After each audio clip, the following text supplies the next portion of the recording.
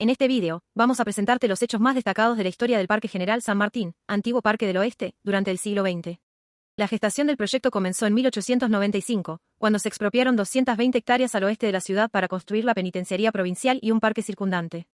En 1896, durante la gobernación de Francisco Moyano, su ministro de Hacienda, Emilio Civit, encomendó a Carlos Thais, el gran paisajista de origen francés y por entonces director de parques de la ciudad de Buenos Aires, la confección del proyecto. Los planos que el paisajista elaboró están fechados en noviembre de 1896. El trazado fue llevado a la práctica con algunas modificaciones para simplificarlo. A medida que avanzaban las obras, las compras o la construcción de ciertos sectores o elementos, se resolvía de acuerdo a las posibilidades del momento. En algunos casos, como en la construcción del lago de regatas, le fueron remitidos a Thais los planos de mensura y fue él quien definió su diseño. En otros, el equipamiento fue adquirido en Buenos Aires o construido en Mendoza, con la mediación de otros profesionales. Uno de los protagonistas del proceso de construcción de esta obra fue Domingo Barrera, inspector de bosques y agrónomo del parque, quien, durante los años decisivos de su modelación espacial, estuvo a cargo de la dirección general de los trabajos, tanto de las plantaciones como del resto de las tareas, trazado, irrigación, edificios, equipamiento, etc.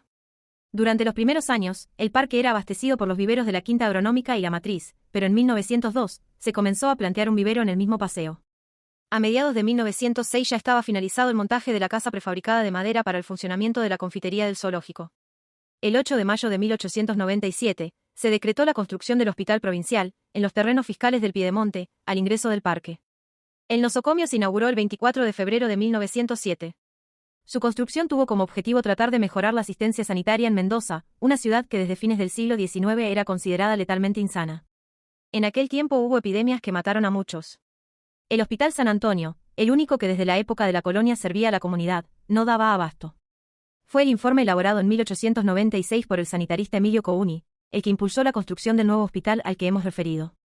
Durante la gobernación de Emilio Civit, gran impulsor del parque, el ingeniero Juan Molina Civit se ocupó de la compra de los portones de acceso, adquiridos en Glasgow, England, de las farolas de iluminación, de los bancos y del kiosco para la banda de música en la rotonda. Además, proyectó y dirigió las obras de la remodelación del ingreso al parque, el montaje de los portones y la construcción de las balaustradas del cierre. Molina Civit también realizó el proyecto y dirección del edificio del Club de Regatas y de las tribunas frente al lago. Hacia 1910, el trazado del parque estaba casi concluido. Aparecen en el álbum del centenario, el lago y el Club de Regatas con tribunas y embarcadero, el hipódromo andino, el zoológico con su confitería, los portones de acceso, asientos y farolas de iluminación de las principales avenidas, kiosco para la música en la rotonda y el vivero central que proveía de plantas al parque y otros paseos. También funcionaba el ferrocarril del parque, para el cual se había reciclado la locomotora utilizada para la excavación del lago. Justamente los festejos del centenario en 1910 tuvieron al parque como lugar central de las actividades. Fue el Parque del Oeste el que albergó el 25 de mayo el momento más solemne de la celebración, el Te Deum, al que asistieron los integrantes del Poder Ejecutivo, seguidos por funcionarios y las familias más destacadas de Mendoza. En 1914 se produjo la primera expansión significativa del parque hacia el oeste, con la inauguración del monumento al Ejército de los Andes, en el Cerro del Pilar, que cambió su nombre a de la Gloria. El conjunto escultórico era obra del uruguayo Juan Ferrari. Ferrari había diseñado este monumento, escultura y un pedestal similar, en ocasión de presentarse al concurso internacional para el monumento conmemorativo del centenario en Plaza de Mayo, en el que obtuvo una mención. Esa propuesta fue reinterpretada para Mendoza. La gestión lencinista, iniciada en 1918, tuvo como rasgo más saliente en relación a sus políticas en general, intentar socializar el acceso a los servicios básicos como sanitarios y de educación. No siempre esa voluntad política fue concretada, porque recordemos que en ese periodo que comienza con la gobernación de José Lencinas y termina con la de Alejandro Orfila, hubo 4 intervenciones federales. Esto, entre otras cosas, frenaba o en algunos casos imposibilitaba la ejecución de obra pública. En relación al parque y a la intención política de democratizar el uso del principal paseo de Mendoza, entre 1919 y 1924 se construyó la Rosaleda. Este paseo peatonal de jardinería a la moda francesa, en la margen este del lago, fue proyectado por el arquitecto Raúl Álvarez.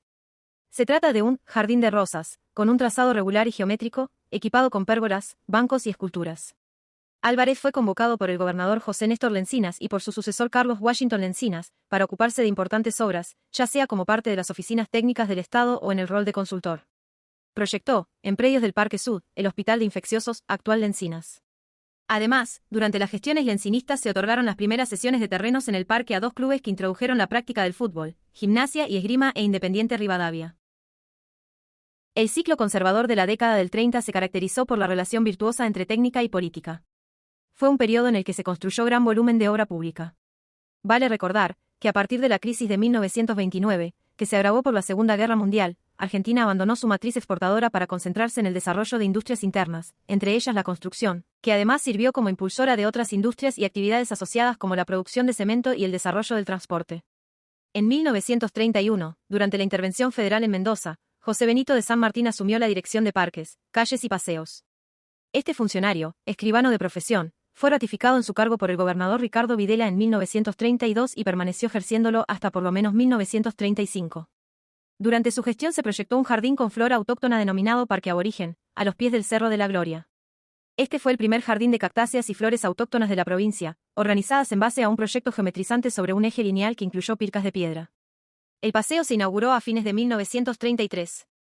En 1939 se agregó a este espacio la escultura Saludo al Sol, obra del escultor Luis Perlotti.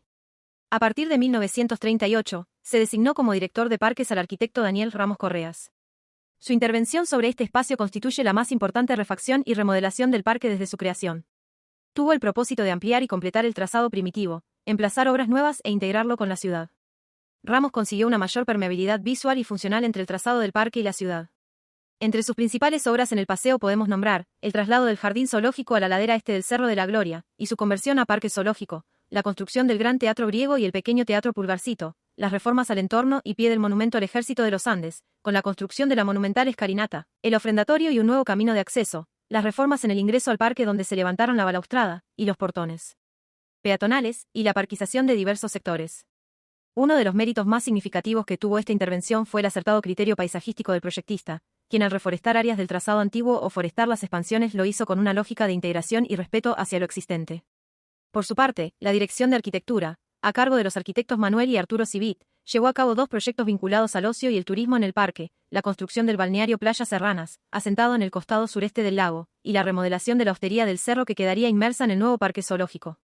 El balneario fue pensado como un elemento de solaz e higiene para la población y los turistas, que aportaría la posibilidad de la práctica de la natación y las reuniones de todas las clases sociales.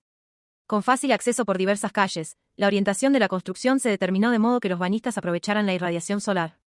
El lugar comenzó a concesionarse a partir de octubre de 1937 y tuvo en su inicio gran convocatoria. Al promediar el siglo XX, el parque, que comenzó a denominarse General José de San Martín en 1946, albergó varios proyectos.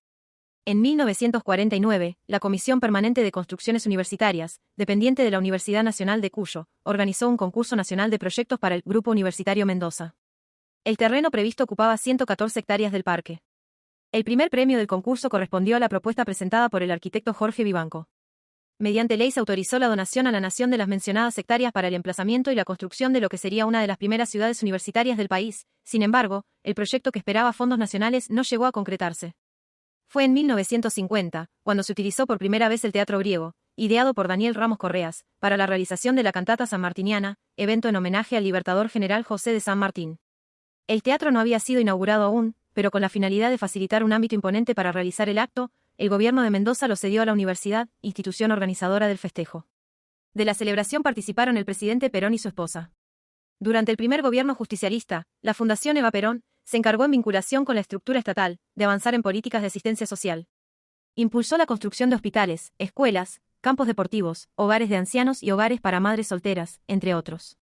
Para Mendoza, la Fundación proyectó un hogar-escuela, inaugurado en 1953 y emplazado en el Parque General San Martín, un hospital para niños, cuyas obras no se concluyeron y fueron reutilizadas en la década de 1960 como sede de la Facultad de Medicina de la Universidad Nacional de Cuyo, y una serie de escuelas primarias rurales dentro del denominado Plan 1000 Escuelas.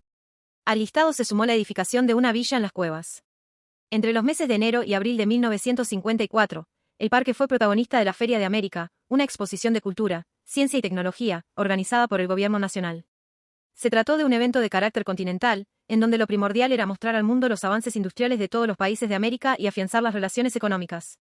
Por entonces, el país transitaba por el segundo plan quinquenal, que dejaba fijada una expresa voluntad de renovación y de apertura internacional.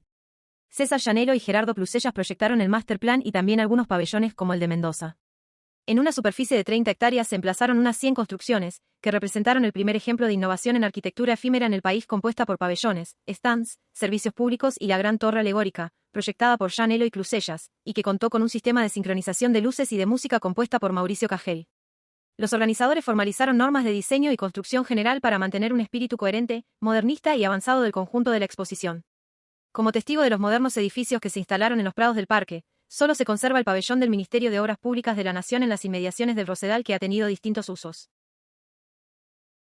Luego del intento de 1949, en 1960, con la organización del Departamento de Obras de la Universidad Nacional de Cuyo, dirigido por Aniceto Puig, se retoma la idea de proyectar el centro universitario.